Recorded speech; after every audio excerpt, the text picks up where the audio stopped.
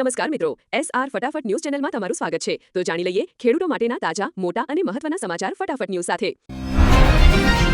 શહેરોમાં નવા મોલ અને શોપિંગ સેન્ટર શરૂ થયા છે. લોકોમાં ખરીદીનો ઉત્સાહ વધ્યો છે.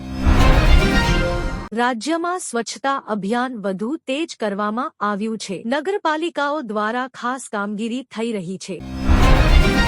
યુવાનોમાં ઓનલાઈન શિક્ષણની લોકપ્રિયતા વધી છે. અનેક નવા કોર્સ ઉપલબ્ધ બન્યા છે. કૃષિ ક્ષેત્રમાં નવી ટેકનોલોજીનો ઉપયોગ વધ્યો છે. ખેડૂતોને વધુ ઉત્પાદન મળી રહ્યું છે. દેશમાં ટુરિઝમ ઉદ્યોગ ફરી તેજી પકડી રહ્યો છે. અનેક સ્થળોએ પ્રવાસીઓની ભીડ જોવા મળે છે. ગુજરાતમાં નવી ઔદ્યોગિક નીતિ જાહેર થઈ છે. ઉદ્યોગોને પ્રોત્સાહન આપવા પગલાં લેવામાં આવ્યા છે. હેલ્થ સેક્ટરમાં નવી હોસ્પિટલ અને ક્લિનિક શરૂ થઈ રહ્યા છે. લોકો માટે સારવાર વધુ સરળ બની છે. સોશિયલ મીડિયાનો ઉપયોગ સતત વધતો જાય છે. યુવાનોમાં ખાસ કરીને તેની લોકપ્રિયતા છે. દેશમાં રમતગમત ક્ષેત્રમાં નવા ખેલાડીઓ આગળ આવી રહ્યા છે. વિવિધ સ્પર્ધાઓમાં સફળતા મળી રહી છે. રાજ્યમાં ટ્રાફિક સમસ્યા ઘટાડવા નવા ફ્લાયઓવર બનાવવામાં આવી રહ્યા છે. લોકો માટે મુસાફરી સરળ બનશે.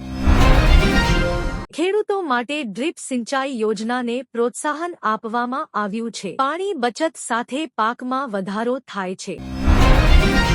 રાજ્યમાં નવા શિક્ષણ સુધારાઓ અંગે ચર્ચા ચાલી રહી છે. વિદ્યાર્થીઓને વધુ સારી સુવિધા મળશે.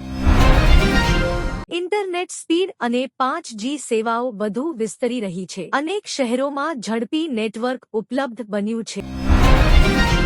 ગુજરાતના દરિયાકાંઠા વિસ્તારોમાં પર્યટન વિકાસ પર ભાર મુકાયો છે. નવા પ્રોજેક્ટ શરૂ થયા છે.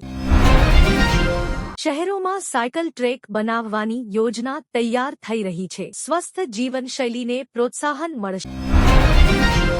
બજારમાં ફળોના ભાવમાં થોડો વધારો નોંધાયો છે. ઉનાળાની માંગને કારણે ભાવ વધ્યા છે. ખેડૂતોમાં નવી પાક વાવણી માટે તૈયારી શરૂ થઈ ગઈ છે. કૃષિ વિભાગ માર્ગદર્શન આપી રહ્યો છે. દેશમાં ઈ-કોમર્સ માર્કેટ ઝડપથી વધી રહ્યો છે. લોકો ઓનલાઈન ખરીદી વધુ કરી રહ્યા છે. ગુજરાતમાં નવી સોલાર પાવર પ્રોજેક્ટ શરૂ થઈ છે. ઉર્જા ક્ષેત્રમાં મોટું પગલું ગણાય છે. રાજ્યમાં ટ્રેન અને બસ સેવાઓ વધુ સુવિધાજનક બનાવાઈ રહી છે. મુસાફરોને રાહત મળશે. યુવાનોમાં ફિટનેસ પ્રત્યે જાગૃતિ વધી છે. જીમ અને યોગા સેન્ટર લોકપ્રિય બન્યા છે. શહેરોમાં વૃક્ષારોપણ અભિયાન શરૂ થયું છે. પર્યાવરણ બચાવવા પ્રયાસ થઈ રહ્યા છે.